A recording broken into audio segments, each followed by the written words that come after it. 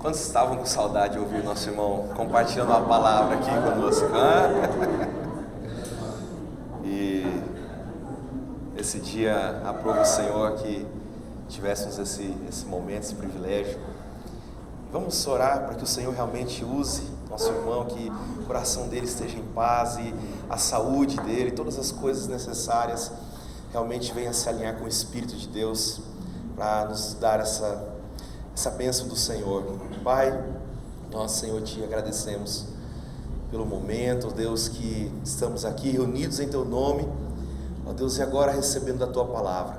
Abençoa, Deus, a vida do nosso irmão, Senhor, que estará compartilhando conosco aquilo que o Senhor tem trazido ao seu coração, que realmente possamos receber, ó Deus, com alegria e sermos edificados, Senhor, por Ti, Pai. Ó Deus, sustenta ele, Senhor, unge, capacita, Deus, e que transmita graça da parte do Senhor em nossos corações. Recebam em nome de Jesus. Amém.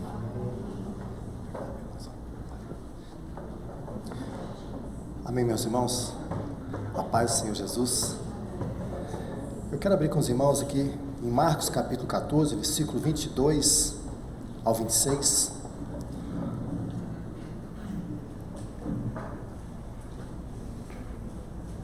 Marcos capítulo 14, versículo 22 ao 26. Peço a paciência dos irmãos porque estou aqui com uma tosse alérgica já faz umas 2 semanas. Então vou ter que interromper bastante para tomar uma aguinha aqui, mas a gente vai chegar até o fim, se Deus quiser, né? Amém? Então vamos lá, minha gente. Marcos capítulo 14, versículo 22 ao 26 diz assim: Enquanto comiam, tomou Jesus um pão e abençoando-o, o partiu e lhes deu, dizendo: tomai, isto é o meu corpo. Ou seja, enquanto comiam. Versículo 23, a seguir tomou Jesus um cálice, tendo dado graças, o deu aos seus discípulos, e todos beberam dele. Então lhes disse: isto é o meu sangue, o sangue da nova aliança, derramado em favor de muitos. Em verdade vos digo que jamais beberei do fruto da videira, até aquele dia em que hei de beber um novo vinho, no reino de Deus. Tendo cantado um hino, saíram para o Monte das Oliveiras. Agora quero que os irmãos abram lá em 1 Pedro 1, 18 ao 20. 1 de Pedro, capítulo 1, do versículo 18 ao 20, que diz assim: Sabendo que não foi mediante coisas corruptíveis, como prata ou ouro, que fostes resgatados do vosso fútil procedimento que vossos pais vos legaram, mas pelo precioso sangue, como de cordeiro, sem defeito e sem mácula, o sangue de Cristo, conhecido com efeito, antes da fundação do mundo, porém manifestado no fim dos tempos, por amor de vós. Senhor nosso Deus, nós somos muito gratos a Ti, Pai, por mais esse momento, diante da Tua presença, diante da Tua mesa. Que o Teu Espírito Santo possa realmente achar graça aqui entre nós, ó Deus. Amém. Que Ele possa realmente se mover, que Ele possa operar em nossos corações, que Ele possa realmente resgatar muita coisa que nós perdemos nessa caminhada. Ó Deus, que o Senhor possa realmente, como conversei com a irmã há pouco, incendiar nossos corações. O Senhor já começou esse incêndio no coração desse povo, nesse lugar. Obrigado porque nós já podemos perceber o mover do Senhor aqui, Senhor. Nós já podemos perceber que o Senhor já se alegra na comunhão do Teu povo nesse lugar. Então continua a obra que o Senhor está fazendo maravilhosa, Senhor. Continua mesmo, Deus, porque nós, Senhor, no nosso coração, desejo de viver algo real para Ti. Amém. Senhor, nós não nos contentamos numa vida apenas de aparência, Senhor. Senhor, que o Senhor possa ser expresso por meio de nós. Nós queremos mais de Ti, Senhor. Amém. Então, Senhor, vem sobre nós aqui, Pai. Senhor, a despeito das minhas falhas, da minha fraqueza, Senhor, das minhas limitações, abençoa o Teu povo com a Tua palavra. Em nome de Jesus. Meus irmãos, nós realmente deveríamos ser muito gratos ao Senhor por cada oportunidade que Ele nos dá de poder participar desse momento, que é o momento considerado como ápice da reunião da igreja. Eu creio que todos nós aqui já escutamos muitas vezes isso, que o partir do pão é a reunião mais importante da igreja. O partir do pão, ou a mesa do Senhor, ou a ceia do Senhor, apesar desses dois termos ter uma conotação um pouco diferente, em relação ao aspecto horizontal, ao aspecto vertical, mas no final eles falam da mesma coisa, a Santa Ceia, né? Então os irmãos vão ouvir eu transitar com esses termos, mas é a mesma coisa que eu estarei sempre falando. Talvez eu me refira mais à Santa Ceia, ou à Ceia do Senhor. Tudo bem, irmãos? Agora a questão é a seguinte, irmãos. Será que nós realmente entendemos assim? Porque os irmãos antigos, e a gente tem que concordar com eles, diziam o seguinte: se você quer saber a saúde espiritual de uma igreja, você primeiro precisa tentar procurar entender como é que eles consideram a ceia do Senhor. E isso é algo muito sério, irmãos. Isso é algo que nos leva, e nós precisamos refletir, cada cristão, não só que nós, como é que realmente, se isso realmente tem algum significado para nós. Será que realmente, quando nós se aproxima esse dia, a hora de nós virmos para esse lugar, nos reunir aqui, ao redor desse banquete, o nosso coração é como o do salmista que dizia assim: alegrei-me quando me disseram, vamos à casa do Senhor. Será que por algum motivo de força maior nós somos impedidos de estar aqui nesse dia? Nós sentimos algum pesar? Nós sentimos um sentimento de perda? Poxa, mas gostaria tanto de poder estar lá, mas por causa disso eu não vou poder. Ou então nós somos capazes de deixar de vir aqui por uma dor de cabeça, por alguma coisa que nós tivemos no fim de semana que nos deixou um pouco cansado. A gente fala assim: gente, mas semana que vem está começando, eu preciso estar mais descansado, eu não vou nessa reunião. Então isso é algo muito sério, né, irmãos? A gente precisa meditar nisso, porque a ceia do Senhor é algo muito importante. Então que o Senhor possa realmente resgatar algo nos nossos corações, caso realmente nós tenhamos perdido, que Ele possa resgatar um pouco da beleza, da importância, da sublimidade que essa ceia, que essa mesa tem em nossas vidas, e nos corrigir naquilo que porventura nós necessitarmos. Amém, meus irmãos? Amém. A primeira coisa que eu quero falar para vocês é que a ceia do Senhor, ela é um poderoso meio de graça de Deus. Irmãos, gravem isso. Isso é muito importante. A ceia do Senhor é um meio de graça de Deus para o seu povo. E o que é o meio de graça?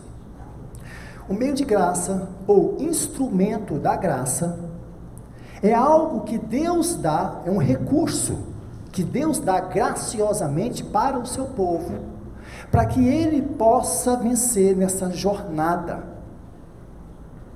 Ou seja, para que ele possa viver de forma digna do nosso chamamento, para que ele possa ser um cristão frutífero, para que ele venha realmente avançar nesse caminho da maturidade espiritual, que é se parecer mais com Cristo. Uma linguagem mais simbólica seria para que o seu povo possa vencer na jornada do deserto e conquistar Canaã, a nossa herança. Então veja, irmãos, que isso não é coisa simples. Isso não é uma coisa simples. Na verdade, irmãos, não há nenhum cristão que é capaz de realizar isso por si próprio, porque as nossas capacidades naturais, meus irmãos, elas não são pares para os inimigos que se levantam contra nós desde o início dessa jornada. Elas não são pares.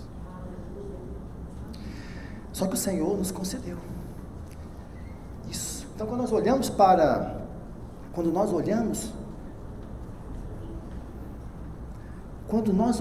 essa questão dos instrumentos da graça, nós percebemos que a vida cristã é poderosa demais, que a vida cristã é maravilhosa, que não há nada que se possa comparar com ela. Sabe por quê, irmãos?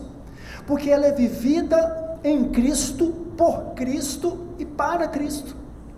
Isso quer dizer que a nossa entrada nessa vida foi pela graça de Deus, porque o Senhor nos encontrou, que nós recebemos aquela luz divina, que fomos capazes de ver o Cristo, o Messias, o Salvador, e recebemos Ele como Messias. Mas também pela graça de Deus que nós devemos correr a carreira que nos está proposta. Sem a graça de Deus, irmãos, nós não vamos chegar lá. Nós não vamos chegar lá de forma alguma. Então, irmãos, há um versículo, no capítulo 2, que vai nos ensinar isso de uma maneira muito interessante. Capítulo 2 de Atos. Você sabe que o capítulo 2, ele começa com a descida do Espírito Santo no dia de Pentecostes. E logo depois da descida do Espírito Santo, vem o primeiro sermão ministrado na igreja através de Pedro. Pedro, cheio da autoridade, do poder de Deus, ele vai ministrar um sermão daqueles assim impressionantes. Se você estudar o sermão de Pedro, irmãos, o que ele fala ali é impressionante. Aquela igreja ali renascendo, aquele é o momento onde a igreja nasceu, como vários teólogos afirmam, né? O momento do Pentecostes. E qual é o resultado daquele sermão? No versículo 41, diz que quase 3.000 almas se converteram ao Senhor. Só que o capítulo 2 não termina aí. Ainda tem mais um trecho, mais um subtópico, de 6 versículos. E cada Bíblia vai trazer um subtítulo diferente, porque esse subtítulo não é uma parte inspirada. Cada tradutor coloca o que é. Na Bíblia está, como viviam os convertidos.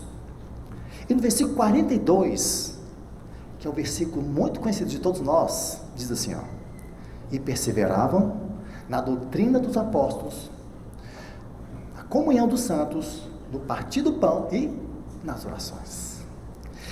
Esses 4 elementos, nós costumamos chamar eles de os pilares da vida cristã, e realmente eles o são.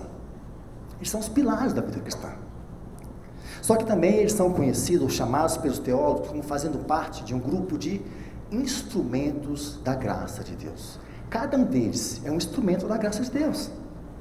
De forma que aquela igreja recém-nascida, irmãos, para que ela pudesse sobreviver num período de tamanha pressão, de perseguição, que foi aqueles primeiros séculos, para que ela pudesse se multiplicar e se espalhar por aquele mundo conhecido, perseverar nesses instrumentos da graça foi algo fundamental. Fundamental. Sem isso eles não teriam conseguido. Então, cada um dos instrumentos de graça, eles nos falam de um efeito em nossas vidas. Ele tem um objetivo. Hoje nós vamos falar apenas do partir do pão. Amém? Então você já sabe uma coisa, que a ceia do Senhor é um instrumento da graça de Deus. Nunca se esqueçam disso, irmãos. Para que quando você chegar aqui, você saber que esse aqui tem um efeito na sua vida. Deus concedeu isso para nós. Amém. A hora que o Senhor estava instituindo aquela ceia, Ele poderia ter passado direto. Ele poderia ter falado assim, gente, então vocês entenderam todos os ensinamentos aqui? A Páscoa agora, a partir de hoje, eu sou o cumprimento dela, vocês não precisam mais cumprir. E vamos agora lá para o Getsemane. Não. No último momento, Ele vai instituir a ceia. Sabe por quê, irmãos? Porque Ele sabia que nós íamos enfrentar muitos inimigos. Então Ele estava nos dando um recurso poderoso, irmãos. E quantas vezes nós desconsideramos isso? Nós não temos fé, irmãos. Nós deixamos isso para lá, né? Mas eu creio que você vai mudar isso nas nossas vidas. Amém, irmãos? Então agora nós precisamos entender como é que funciona o mecanismo desse instrumento de graça. Como é que essa ceia funciona? Qual é o efeito dela em nossas vidas? Como é que o Senhor, qual é a lógica do seu funcionamento? Para isso então nós vamos abrir aqui em... Irmãos, eu me perco todo nisso, vocês sabem disso, né? Vocês sabem que eu sou assim, né, irmãos? Ok. Então, voltando aqui, que tem uma coisa muito importante que eu já pulei. Instrumento da graça, vocês entenderam, né, irmãos? O recurso que Deus dá para nós.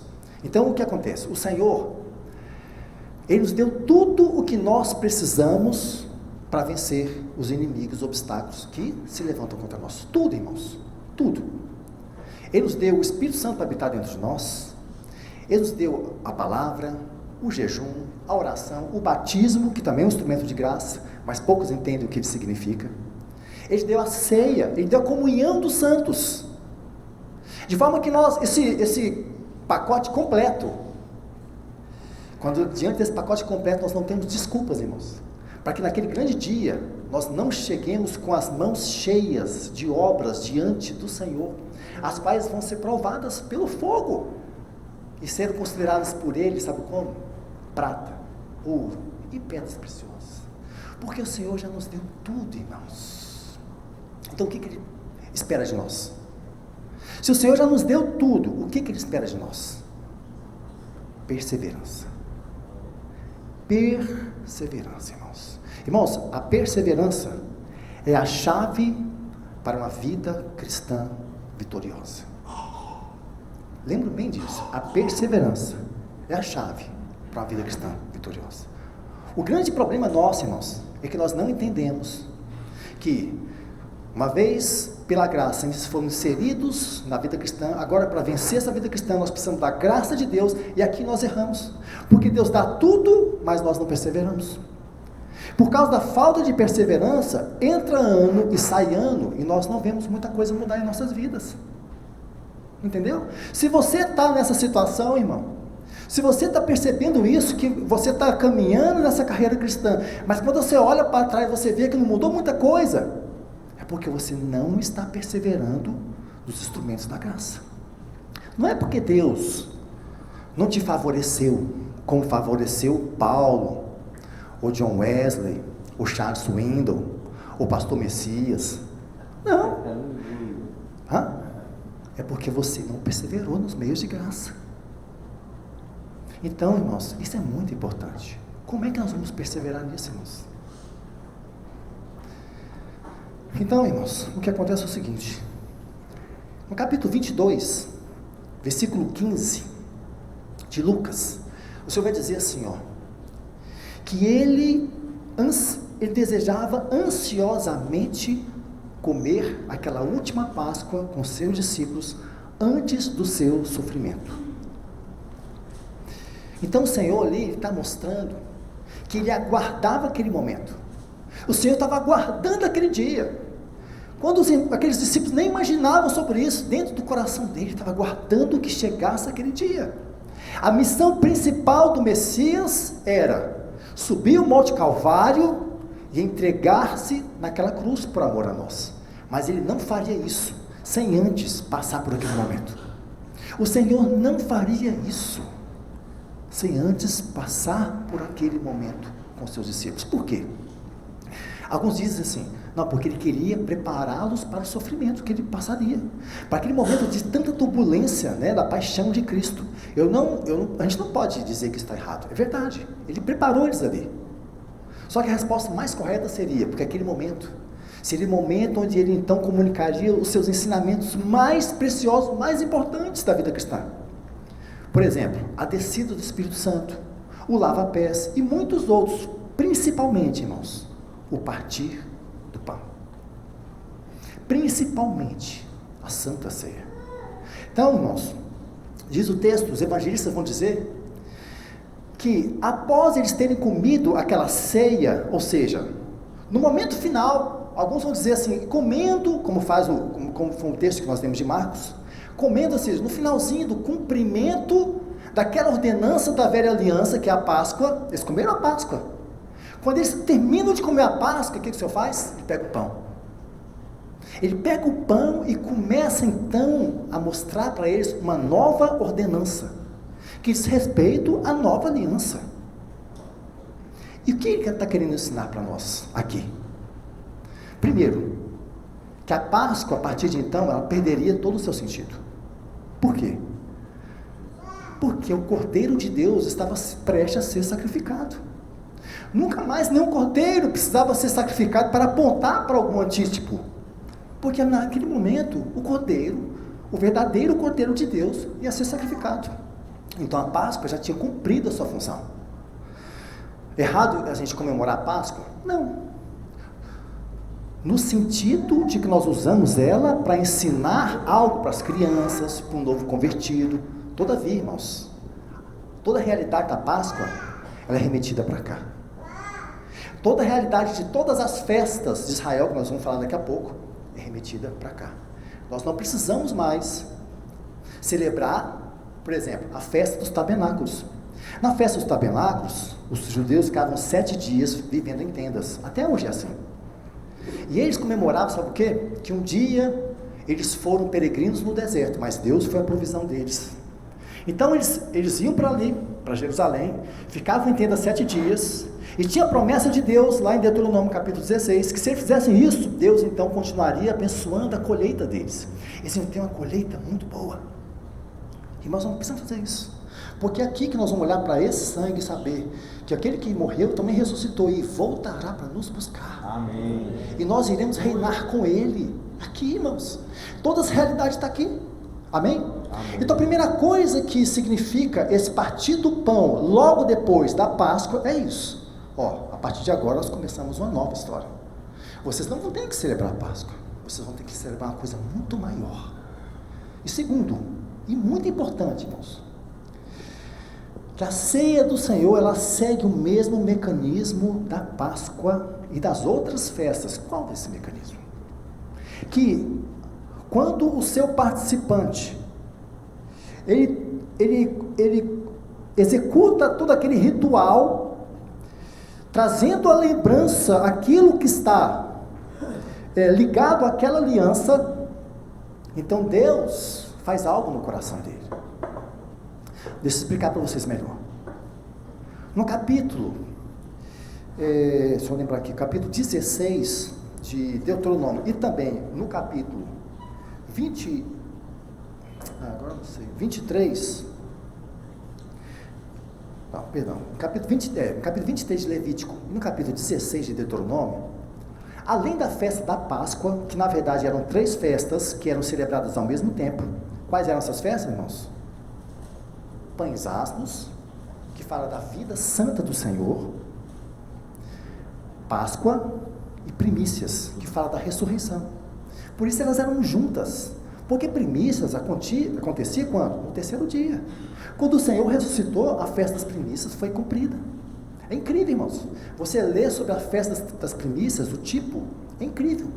Quando o sacerdote movia diante de Deus aqueles cereais, aquela primícia da colheita, que fala daquele que é a primícia dos que dormem, Jesus. Então, na festa da Páscoa, naquelas 3 festas, acontecia na primavera. Então, esse é o primeiro grupo. Além dessas festas, o Senhor também ordenou que todo homem acima de 20 anos, de preferência com a sua família, ele também tivesse que celebrar a festa do Pentecostes, que acontecia 50 dias depois das primícias, e depois a festa dos tabernáculos, que também era uma festa que compunha de 3 festas: a festa das trombetas, o dia da expiação, e do tabernáculo, no final de setembro para nós. Só que, para celebrar isso, eles não poderiam celebrar nas suas casas. Eles tinham que ir até onde o Senhor havia designado, escolhido, fazer habitar o seu testemunho, ou seja, em Jerusalém. Primeiramente em Siló, onde a arca ficou, depois que entrou em Canaã. Depois ela foi para os filisteus, depois ela ficou na casa de alguns judeus, e Davi foi buscar ela lá na casa de Obed-edom. E ela foi então para Jerusalém, e ficou lá até o dia que Nabucodonosor destruiu Jerusalém. Ninguém sabe mais para onde ela foi. Então o que acontece, irmãos? Todo israelita deveria fazer isso 3 vezes por ano. Isso foi muito importante para eles, irmãos. Por quê? Porque isso manteve eles conectados em Deus. Isso manteve a identidade deles preservada. No dia a dia das suas vidas, em contato com estrangeiros que viviam com eles, que eram servos, ou daquelas tribos que não conseguiam expulsar todos aqueles pagãos, eles precisavam voltar para o Senhor, peregrinar e ali celebrar aquelas festas. Então eles lembravam naquelas festas, por exemplo, a festa da Páscoa e a festa da Pentecostes, eles lembravam o seguinte: nós um dia fomos escravos no Egito, mas Deus nos libertou e nos fez um povo de propriedade exclusiva dele. Então eles tinham que ter essa lembrança. Na festa dos tabernáculos, eles tinham que lembrar que eles foram peregrinos no deserto, mas Deus foi a provisão deles. Então observe como isso foi importante para eles. Como isso manteve eles conectados ao Senhor, como isso impediu que eles desviassem do caminho, da vontade de Deus. E eles deveriam fazer isso, irmãos, de uma maneira muito alegre. Porque quando eles entraram em Canaã, conquistaram a terra, e a terra foi dividida entre as tribos, muitas tribos tinham que gastar muito tempo para chegar em Jerusalém. Gastaram dias. Mas eles não deveriam fazer isso murmurando, irmãos. Eles não deveriam desistir desse momento. Aquele momento tinha que ser muito importante para eles. Então eles faziam isso cantando. Aquele chamado Cântico dos Degraus, ou Cânticos de Romagem, ou Salmos de Peregrinação. É uma coleção de 15 salmos, começa no 120, vai até o 134. Então um deles é esse: alegrei-me quando me disseram, vamos à casa do Senhor. 120. Ou 121, né, que diz assim, ergo meus olhos para os montes, né? De onde virá, de onde veio o meu socorro? O meu socorro vem do Senhor, que criou os céus e a terra. Ou então o Salmo 127 de Salomão, que ele fala assim, se o Senhor não guardar, se o Senhor não edificar a casa, e vão trabalhos que edificam. Se o Senhor não guardar a cidade, né? E vamos. Então percebam que eram salmos que expressavam confiança em Deus. Salmos que expressavam adoração, o amor que eles tinham pelo Senhor. Então eles vinham cantando alegremente. Então o modo de celebrar aquelas festas eram modos de alegria, de expectativa, de confiança. Só que a história no Velho Testamento vai nos dizer que eles também, houve um tempo que eles viraram as costas para essas festas. Principalmente quando o reino de Israel se dividiu em dois, depois de Salomão. O que aconteceu, irmãos, é que o reino do norte, aquelas 10 tribos, o rei, por um problema político, não deixava os seus habitantes descer para Jerusalém, que era o reino do sul, para poder celebrar as festas. Então o que eles fizeram? Substituíram o lugar de testemunho do Senhor por deuses, por ídolos, para que o povo então adorasse aqueles ídolos, não precisasse mais ir para Jerusalém. E o resultado foi o quê? Apostasia, degeneração moral. Eles começaram a fazer cada coisa terríveis, irmãos, adorar a Moloque, sacrificar seus próprios filhos. E o resultado de tudo foi cativeiro. Em 722 a.C., no reinado do rei Oséias, que não é o profeta Oséias, a Síria tomou aquelas 10 tribos e levou elas embora. E a história delas até hoje é uma história complicada, porque elas foram misturadas, vocês sabem disso, e viraram os samaritanos. Mas o reino do sul também não foi diferente.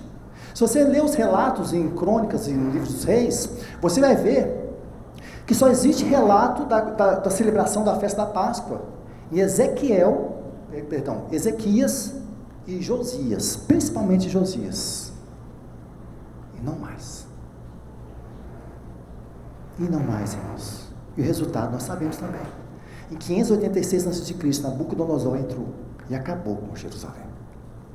Então, quando o cativeiro, o povo foi liberado para voltar para Jerusalém, reconstruir Jerusalém, a primeira coisa que eles fizeram foi levantar o altar.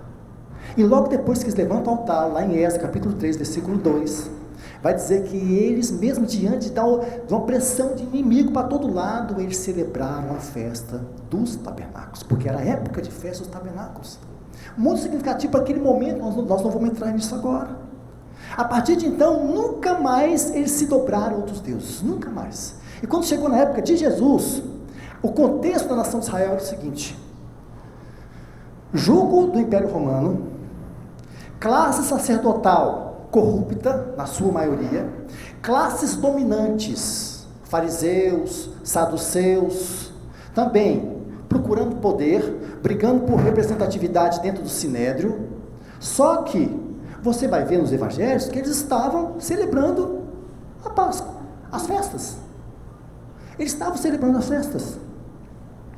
E isso foi muito importante, sabe para quê?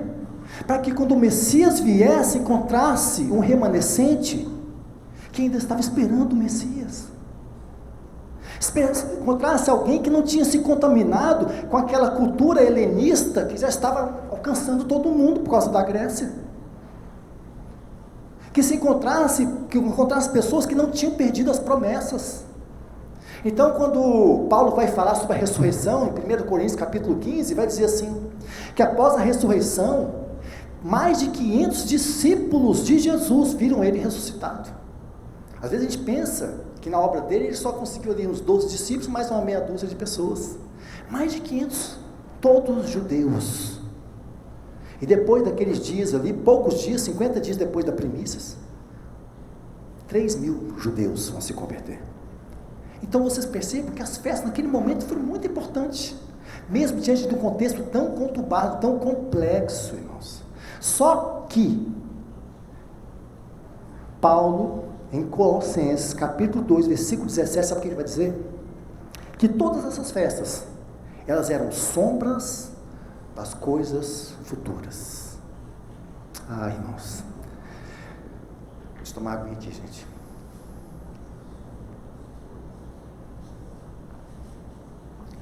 Irmãos, por mais que essas festas tenham exercido um papel tão importante na vida daquele povo de Israel, elas não podem se comparar com aquilo que essa mesa significa para nós. Olha o contraste, irmãos. As festas, elas eram recheadas de um detalhe ritualístico tão grande, uma riqueza ritual. Aqui nós só temos isso.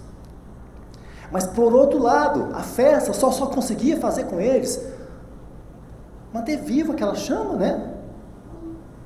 Opa, eu sou israelita, eu tenho promessa, eu faço parte de um povo diferente, conquistado. Eu sou de Deus, eu sou de Jeová, eu pertenço ao Deus de Abraão. Mas essa aqui, irmãos, será que ela tem um efeito maior do que essas festas, irmãos? Será que nós cremos nisso? Ah, irmãos, como nós precisamos, irmãos, entender. O problema nosso é que por causa da simplicidade da mesa, da singeleza desses elementos, nós acabamos perdendo a realidade do poder. Sabe, irmãos? Talvez se esse ritual fosse um ritual muito rico, muito cheio de coisa, pode ser que a gente atentava mais para ele. A gente gosta de ritual, né, gente? A gente gosta de completar alguns sistemas, alguns esquemas, para poder aquilo ter valor para nós, irmãos. Mas aqui, irmãos, o Senhor tem tanto para nos falar, irmãos. Tem tanto para nos fazer, meus amados. Então, aquele momento, irmãos, aleluia. Aquele momento que o Senhor, então, Ele vai instituir a sua santa ceia. Ele está falando assim: eu estou instituindo algo novo para vocês, que é muito superior àquelas festas, muito superior àquelas festas, mas o mecanismo é o mesmo. Entenderam o mecanismo, gente? É poderoso. Na medida que nós vamos até ela, nos lembrando de tudo aquilo que Ele fez por nós, de tudo aquilo que Ele é, de todas as suas promessas, e celebramos com alegria, num passo de fé. Então aqui, essas verdades, elas vão começar a ser mais verdadeiras em nós. Essas verdades, sabe o que o Espírito Santo faz? É como se ele pegasse um pincel e se tornasse as cores delas mais vivas no nosso coração. Entendem? O Espírito Santo começa a fazer que nós tenhamos mais valor a essas verdades. Então nós começamos a desejar adorá-lo mais. Nós começamos a desejar ter uma vida mais consagrada. Nós começamos a desejar ter comunhão com Ele por meio da palavra, por meio da oração. Então a perseverança nos meios de graça, ela começa a ser uma coisa real para nós. Então essa mesa, ela tem muito a ver em nós termos perseverança. É incrível isso, né? Você tem perseverança em alguma coisa, você continua tendo mais perseverança. É aquilo que Paulo diz assim: desenvolvei a vossa salvação com temor e tremor. Porque se você fizer isso, Deus é aquele que opera em vós o querer efetuar. Ou seja, é como se Deus falasse assim: faça isso e deixe que eu faça o restante. Desenvolva a sua salvação. Persevere naquilo que eu te dei. Você vai ver o que eu vou fazer. Porque eu quero me expressar por meio de você. Eu quero agir por meio de você.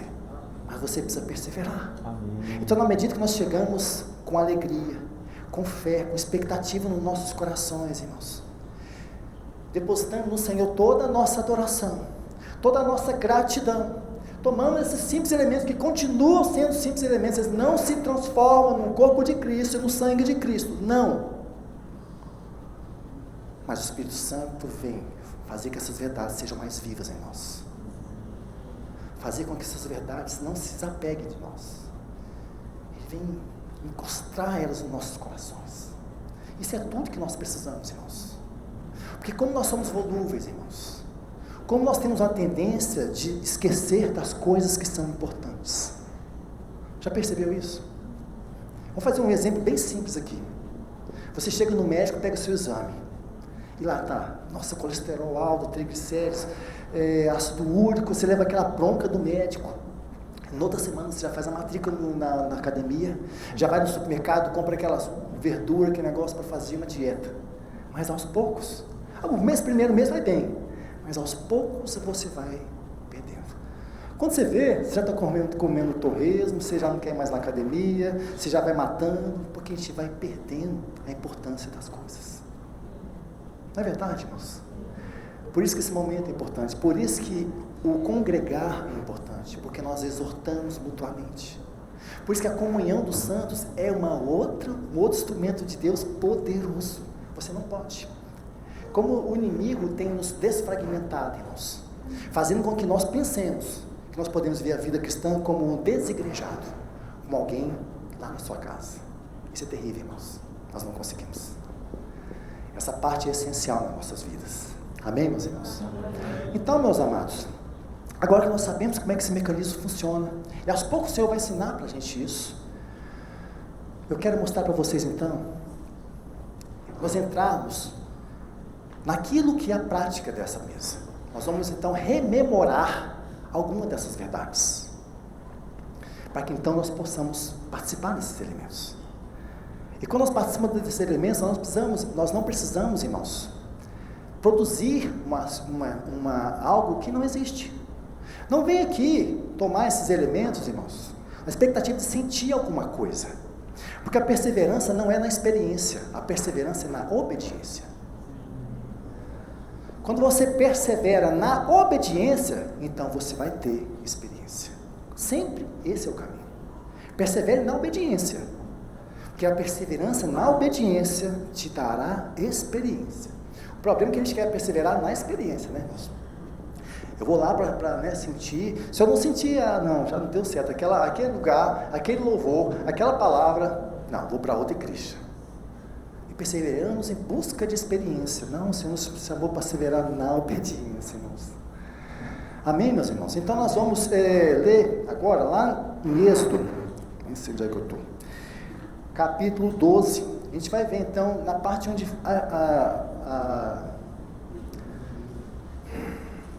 nós vamos então ver aquele momento em que a Páscoa foi instituída. Amém? Capítulo 12.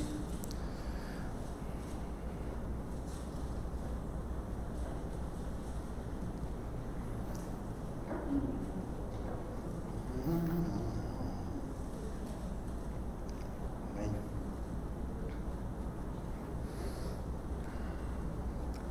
Capítulo 12, versículo 3. Senhor. Falai a toda a congregação de Israel, dizendo: ao 10 deste mês, tome cada um para si um cordeiro, segundo as casas dos pais, dos seus pais, um cordeiro para cada família. Mas se a família for pequena para um cordeiro, tome um só, como com seu vizinho perto de sua casa, conforme o número das almas, cada um conforme o seu comer, fareis a conta conforme o cordeiro. Ou seja, se for uma família pequena de 1 ou 2 pessoas, então pegue mais o vizinho e pegue só um cordeiro, certo? O cordeiro ou cabrito será sem mácula, um macho de 1 ano, o qual tornareis das ovelhas ou das cabras, ou seja, separareis, e o guardareis até o 14º dia deste mês, e todo ajuntamento da congregação de Israel o sacrificará à tarde. Então observe, no dia 10, no versículo 3 fala, aos 10 deste mês. Então o que eles tinham que fazer? Eles tinham que ir no rebanho e separar um cordeiro que eles julgavam ser um cordeiro perfeito. No dia 10, não podia sacrificar ele. Separava esse cordeiro, trazia ele então mais para perto de si. Ele ficava convivendo mais perto com eles. Para quê? Para que naqueles dias, no dia 10 ou no dia 14, eles pudessem observar e ter a certeza de que aquele cordeiro não tinha nenhum defeito. Se ele não mancava realmente de uma perna, se ele não enxergava de um olho só, se ele não tinha uma mancha escondida que eles não tinham visto. Porque se o cordeiro fosse sacrificado e tivesse defeito, o primogênito ia morrer. Porque aquele cordeiro substituía o primogênito quando o anjo da morte passasse sobre a Páscoa. Então, naquele caso, a Páscoa não aconteceria. Não passaria. Quando o anjo visse aquele sangue na porta, nos umbrais da porta, ele veria que aquele sangue é um sangue indigno. Então, o cordeiro, que representava toda a família, morreria. Perdão, o primogênito morreria. Então era muito importante isso. Essa era uma tarefa muito importante. Eles deveriam separar e observar o cordeiro. Os 4 evangelhos, irmãos, eles relatam uma passagem extremamente interessante. Quando o Senhor Jesus entrou de forma triunfal em Jerusalém. Diz que naquele dia ele entrou montado num jumentinho. E aquilo, para aquelas multidões, foi algo muito significativo. Naquele dia, era o dia que começava então os preparativos da festa da Páscoa. Então tinha uma multidão de gente ali. Todo mundo vindo daquelas outras localidades cumprir o mandamento, a ordenança de estar ali celebrando a festa da Páscoa. Só que o Senhor Jesus entra montado no jumentinho. E qual que é o problema? 3 coisas levaram eles a declarar que ele era o Messias. Primeiro, Jesus já era muito conhecido. A fama de que ele era uma pessoa que fazia milagres poderosíssimos, inéditos na história, que eles nunca tinham visto, já tinha se espalhado. E quando ele vinha, ele chegava com discípulos acompanhando ele, então ele já era considerado um mestre.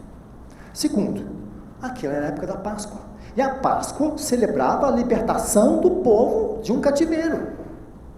E terceiro, a profecia de Zacarias, capítulo 9, versículo 9, irmãos, dizia que quando o Messias viesse se expressar para Jerusalém, ele viria montado num jumentinho. Por quê? Porque ele vinha mostrando que ele era um homem de paz. Ele não era, naquele momento, ele não veio para fazer guerra. Ele veio em nome da paz.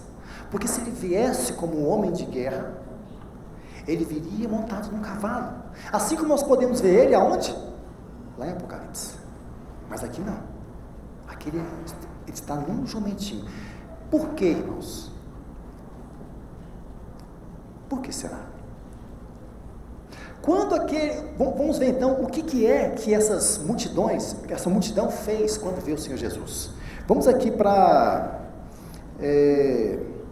Mateus capítulo 21, versículo 8 ao 9.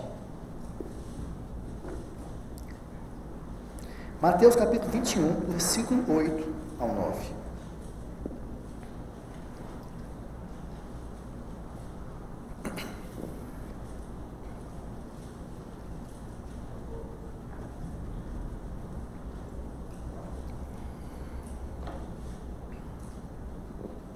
E a maior parte da multidão estendeu as suas vestes pelo caminho.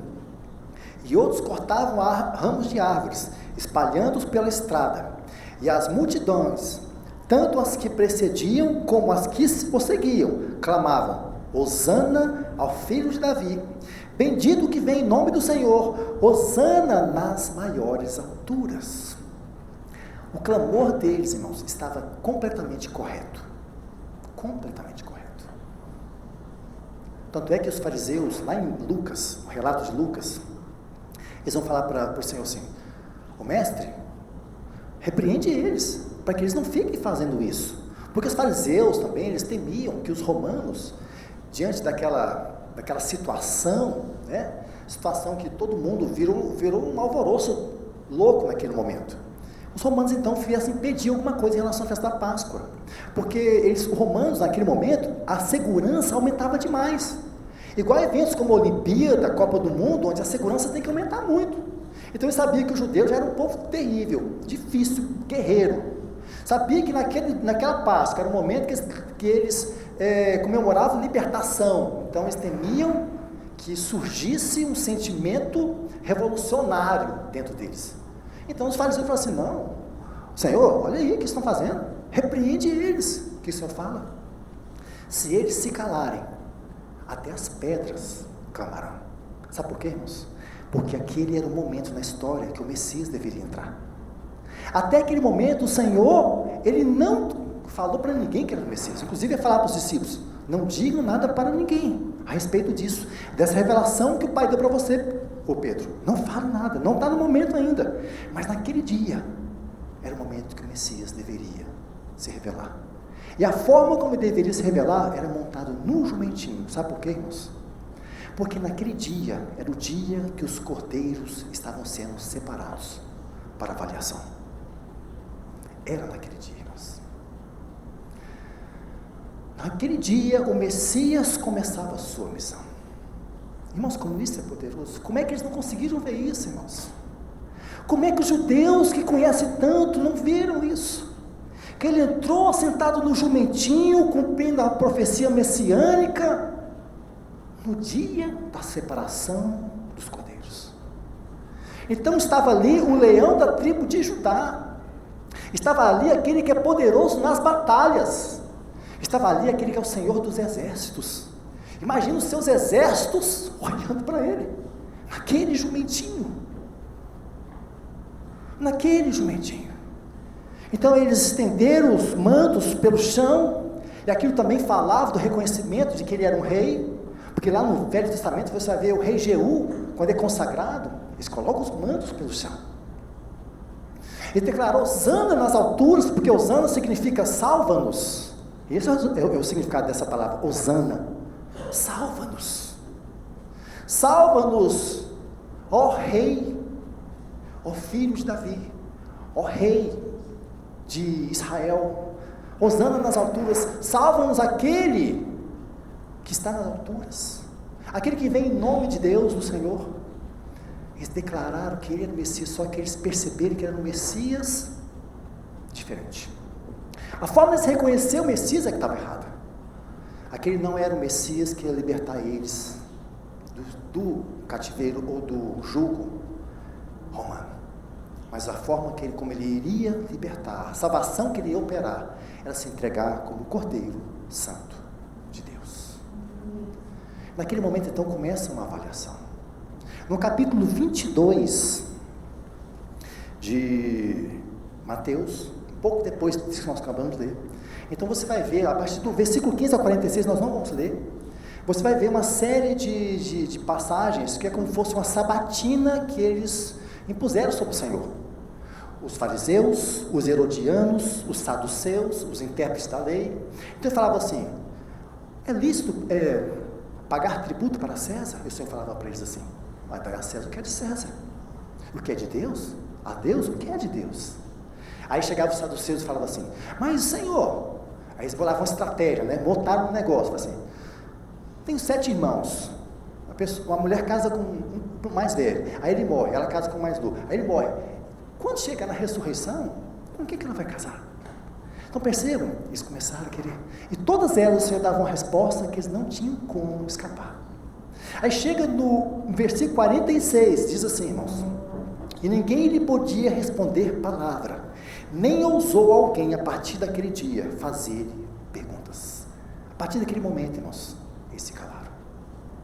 Então ele foi preso, ele foi levado para o julgamento das autoridades. Os judeus, diante de Caifás, de Anás, eles pegaram testemunhas falsas, mas nada poderia ser imputado sobre ele de culpa, a não ser a sua própria declaração de que ele era o Filho de Deus, o que era verdade. Quando ele chegou em Pilatos, 3 vezes Pilatos dizia assim: eu não acho nenhum crime nesse homem. E o último veredito dele, ele diz assim, irmãos, Lá em João capítulo 19, versículo 6, disse-lhes Pilatos: tomai-o, crucifica-o, porque não vejo nele crime algum. Eu não vejo nele crime algum. O Senhor venceu o pecado, para que Ele pudesse, irmãos, ser o nosso Salvador. Não era suficiente que Ele, irmãos, se encarnasse. A encarnação foi um dos momentos mais impressionantes da história. O Verbo se tornou carne. Ele tomou forma de uma criatura, algo que Ele nunca teve na eternidade, nunca mais vai poder ser diferente. Para sempre agora Ele será o Deus homem. Ele será 100% Deus e 100% homem. Mas Ele tinha que vencer o pecado. Então todos vão analisar, todos vão avaliar, e o próprio homem vai dizer: esse é o Cordeiro de Deus, apesar deles não saberem. Mas a grande avaliação vem do Pai. É o Pai que vai avaliar. Então a primeira vitória que nós podemos ver aqui, irmãos, é a vitória contra o pecado. Porque o Senhor venceu o pecado, irmãos, nós também podemos vencer o pecado. Em Efésios capítulo 2, versículo 3, sabe o que vai dizer, irmãos? Paulo vai dizer o seguinte, vamos lá para Efésios capítulo 2, versículo 3, irmãos.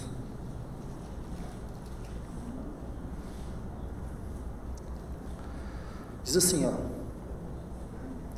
entre os quais também todos nós andávamos outrora, segundo as inclinações da nossa carne, fazendo a vontade da carne e dos pensamentos. Somente até aí. Isso quer dizer o que, irmãos? Que nós, o pecado, ele escravizou o homem de uma maneira, de que quando a carne faz os seus apelos, o homem não tem outra alternativa. Ele vai ter que satisfazer a sua carne. Mas o Senhor, Ele nos livrou, não foi somente da culpa do pecado, o Senhor também nos livrou da escravidão do pecado. Então quando nós chegamos nessa mesa, nós vemos que aqui há a provisão de Deus contra o pecado, porque o Senhor viveu sem pecado, e o Senhor então, quando nós fomos unidos aí na sua morte, tudo isso, toda essa vitória, Ele deu para nós. Irmãos, deixa eu falar para vocês, o Senhor não necessitava vencer nenhum inimigo. Essas vitórias que Ele conquistou, Ele não precisava lutá-las. Ele não precisava fazer homem para batalhar e vencer todos esses inimigos. Ele venceu pagando um alto preço por causa de mim e de você. Ele venceu para que você fosse vitorioso. Tudo isso Ele nos deu. Tudo isso Ele nos deu. Então, uma grande vitória, irmãos, está aqui, ó. A vitória contra o pecado. Até o fim, Ele se permaneceu imaculado. A segunda vitória, irmãos, a vitória contra o mundo. O Senhor, irmão, não permitiu que o mundo o seduzisse em momento algum. Ele não permitiu que o mundo desviasse a sua atenção do propósito do Pai. Porque o mundo, irmãos, é uma estrutura criada justamente para seduzir o homem, para distrair o homem, para afastar o homem daquilo que é Deus, daquilo que é de Deus. E foi forjado, foi elaborado por uma pessoa, por alguém que é perito em raça humana. Ele fez o mundo de uma maneira, irmãos, que ele se encaixa na nossa carne como uma luva. É como uma tampa e uma panela. É como a chave e a fechadura. Foi assim que o diabo fez o mundo, irmãos. De forma que, se o Senhor, no momento que nós somos ligados a Ele, no momento que nós somos ligados na sua morte, unidos pelo batismo, pelo Senhor, irmãos, o Senhor está falando o seguinte: nessa mesa, você está olhando para a provisão que eu te dei contra o mundo. Nós não precisamos mais, irmãos, seguir pelo curso deste mundo. Em Efésios capítulo 2, versículo 2, vai dizer que quando nós estávamos mortos no nosso delito de pecados, nós seguíamos conforme o curso deste mundo. Sabe o que quer dizer isso, irmãos? É como um grande barco, onde as pessoas estão ali dentro, mas elas não percebem o que está acontecendo. Ali tem drinks, ali tem festa, ali tem todo tipo de proposta, as pessoas estão sentindo que estão bem, mas elas não sabem que aquele barco está descendo uma corredeira, que no final dela é um abismo sem fim. E o Senhor nos tirou do curso deste mundo. O Senhor nos libertou desse curso, irmãos. Agora o Senhor quer nos libertar da influência desse mundo. Então quando nós chegamos, quando você está muito desanimado, meu Deus, mas como o mundo me conquista? Como eu quero esse mundo? Como minha carne, eu não consigo desvencilhar. Você lembra assim, o Senhor, Ele produziu provimento para mim contra o mundo. Ele venceu o mundo. Então chegue nessa mesa com essa certeza, o meu Senhor venceu o mundo, para que eu também vença o mundo. Amém, meus irmãos? Amém. Quando você chegar nessa mesa, você pensa nisso. O Senhor venceu o mundo. Senhor, ajuda-me, Senhor, para que o mundo não venha mais me distrair, para que o mundo não venha mais me fazer sucumbir nas suas propostas, porque muitas vezes, irmãos, são coisas totalmente legítimas que nos distraem. São coisas legítimas, irmãos. Não são coisas pecaminosas, não. O inimigo é astuto. A forma como ele elabora o mundo, a pressão que ele nos coloca o dia a dia, a necessidade de resposta que nós temos que dar para as pessoas, é que nos afasta do Senhor. Então que o Senhor nos traga discernimento das coisas que o mundo tem feito nas nossas vidas, em todas as áreas, nos impedindo de seguir conforme o Senhor quer, nos impedindo de realmente viver uma vida consagrada a Ele, dedicada. Uma das coisas que o mundo mais alcança em nossas vidas é o nosso tempo, irmãos. Irmãos, eu creio que eu não preciso nem falar isso. Eu tomo por base a minha vida. Como é difícil, irmãos. A gente ainda encontra a desculpa do tempo para dizer que a gente não é um cristão melhor, né, irmãos? O problema, gente, é que a gente precisa entender que o mundo tem alcançado um espaço na nossa vida que não deveria. Em muitas coisas nós poderíamos sim, irmãos, tomar uma decisão. Nós temos que tomar uma decisão, e o Senhor quer nos ajudar.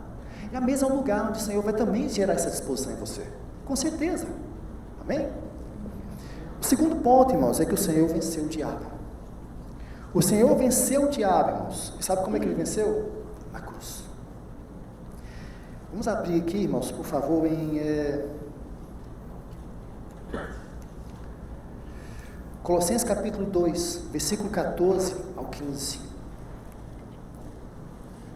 Colossenses 2, 14 ao 15.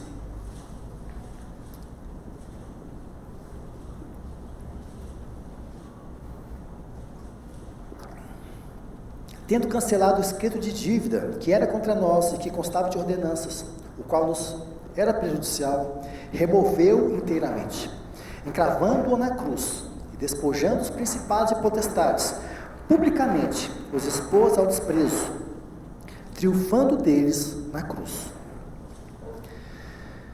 Irmãos, porque o Senhor venceu o diabo, nós não estamos mais no jugo tirano que ele tinha sobre todos nós.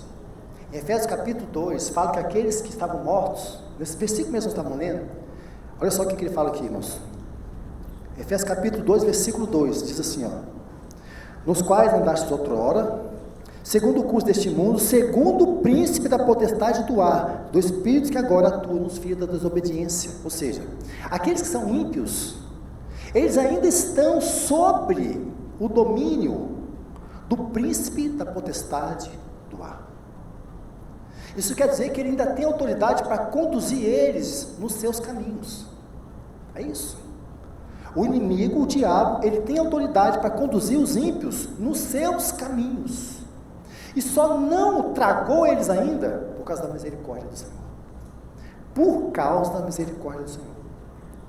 Então, o Senhor está falando o seguinte para nós: vocês não estão mais debaixo desse jugo. Quando eu morri naquela cruz, que vocês me receberam, eu tirei vocês daquele império de trevas. Então isso nós temos que memorar aqui. Nós temos que trazer a nossa memória, irmãos, que nós não estamos mais debaixo do jugo tirano de Satanás. Amém. Ele não tem autoridade mais sobre nós, irmãos. O que ele pode fazer é nos enganar.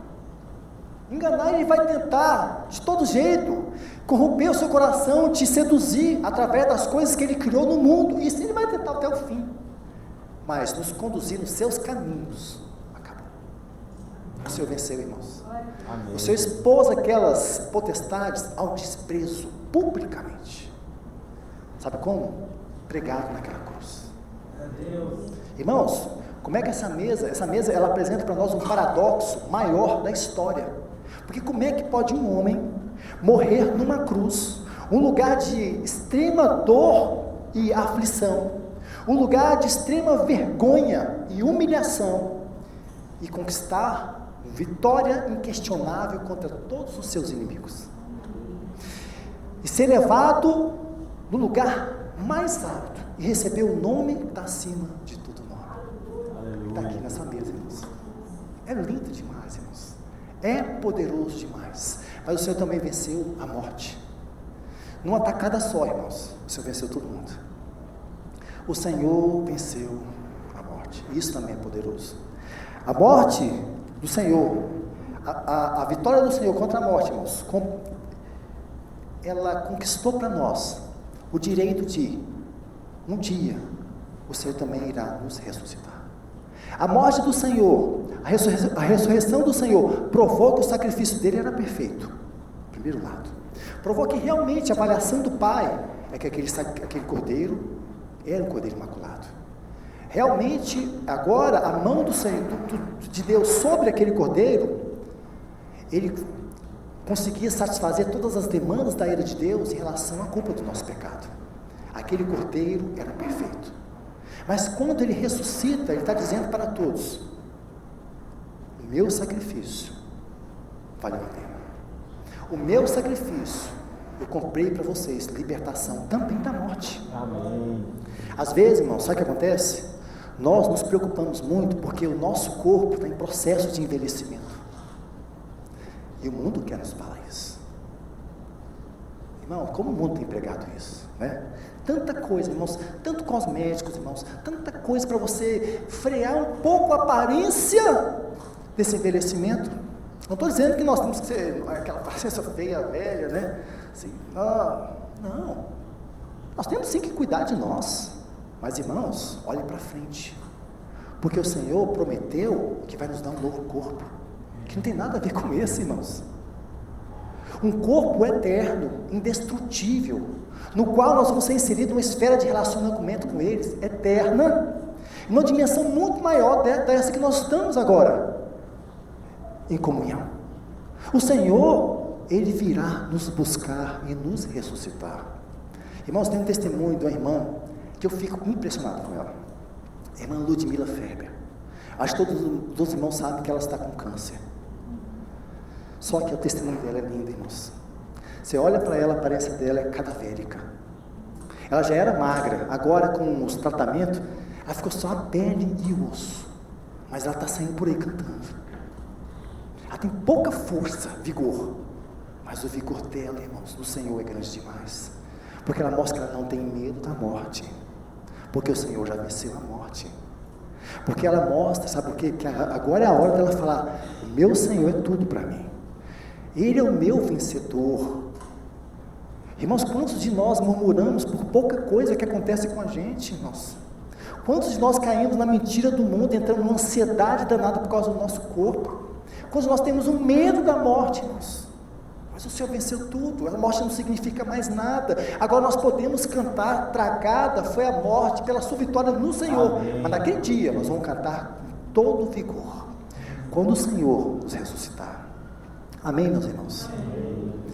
Um pai da igreja, que nós inclusive falamos sobre ele, o Inácio de Antioquia, ele foi discípulo de João. Ele foi martirizado no Coliseu Romano, ele foi tragado pelas feras. Ele dizia, uma carta que ele escreveu para os irmãos da Trália, que a Eucaristia, a ceia do Senhor, ele é o alimento da nossa fé e do amor, e o melhor remédio contra as ciladas de Satanás. A gente tem que levar em consideração as palavras desse homem, porque ele buscou lá na fonte. Quantas vezes ele não participou de uma ceia que o próprio apóstolo João deve ter celebrado? Então eu entendia bem. Isso nós estamos falando para vocês. Aqui a ceia é um meio de graça poderoso para nós, irmãos. Então que nós possamos entender isso. Porque a mesa do Senhor é o cumprimento daquilo que Davi disse no Salmo 23. Prepara-se uma mesa perante mim, diante dos meus inimigos. Nesse mundo de tanto inimigo, irmãos, o Senhor nos preparou essa mesa. Esses inimigos não podem significar mais nada para nós. Não porque nós temos força, mas é porque quando nós estamos participando desses elementos, nós estamos dizendo assim: esse que venceu é nosso, e nós somos dele. Porque quando nós estamos comendo desse elemento, desse pão, tomando desse sangue, nós estamos dizendo que nós somos um só com eles. E tudo que ele comprou, tudo que ele conquistou é seu, é meu. E nós vamos celebrar esse Deus, e nós vamos alegrar diante dele, porque nós vamos estar juntos fazendo isso eternamente. Salmo 78, versículo 19, o último versículo, irmãos. Versículo vão vindo aqui, eu não posso parar. O salmista diz algo da incredulidade daqueles homens ali no deserto. Eles falaram assim: falaram contra Deus. Por acaso pode Deus nos preparar uma mesa no deserto? Eles questionaram: por acaso pode Deus nos preparar uma mesa no deserto? O Senhor cumpriu isso, irmãos. Está aqui. Esse mundo é um deserto, irmãos. Quando nós olhamos para esse mundo, nós não podemos ver nada que o satisfaça o nosso coração. Mas quando nós olhamos para essa mesa, irmãos, o nosso coração tem que encher de toda alegria. Amém. Nosso coração tem que se alegrar. Porque o Senhor é nosso e nós somos dele eternamente. Amém, meus irmãos?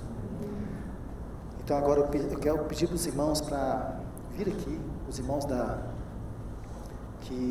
louvor, para nós então termos um momento de adoração. Aleluia. Que você realmente possa ser dirigido pelo Espírito Santo. A mesa do Senhor, como disse para vocês, é algo simples no aspecto daquilo que nós temos que fazer aqui. Existem testemunhos de pessoas que, quando tomaram essa ceia, o Senhor fez algo poderoso naquele momento. Eu sou um deles. Teve um dia que eu cheguei aqui, irmãos, eu estava escalado para tocar o contrabaixo, para ministrar o Senhor junto com os irmãos, e eu vim para esse lugar, irmãos, muito ruim. Eu vim porque eu não tinha como faltar. Eu pensei em faltar. Eu cheguei para ensaiar, eu disse: Senhor, como é que eu vou fazer? Eu estava numa gripe, irmãos, mas eu estava muito ruim, uma dor de cabeça, uma sinusite, aquela coisa. Eu peguei aquele contrabaixo ali, estava tonto, não estava nem vendo as notas, mas eu vou ficar aqui, até o fim eu vou ficar. E tá, aí começou a reunião, nós começamos a ministrar o Senhor e tudo mais, e aí começou a palavra, e eu sentadinho ali, adorando o Senhor, ruim. Aí nós tomamos a ceia, nós viemos para cá, para o momento da ceia, eu tomei a ceia, comi o pão, tomei o cálice.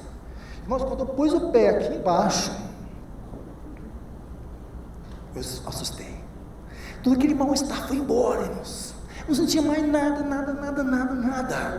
E eu glorifiquei o Senhor por aquele momento. Só que, irmãos, a ceia não foi feita para isso. Mas se o Senhor quiser agir, Ele age do jeito que Ele quiser. Mas a ceia não foi feita para isso. Mas há muitos testemunhos de irmãos que nesse momento o Senhor age de uma maneira tão graciosa. O que nós temos que fazer é um coração aberto, com fé, para receber e para adorar, principalmente, né, irmãos? E deixar o Senhor fazer nos dias que virão, né? Deixar o Senhor fazer, colocar em você uma disposição para ler a palavra, para você perseverar no caminhar. Amém, meus irmãos?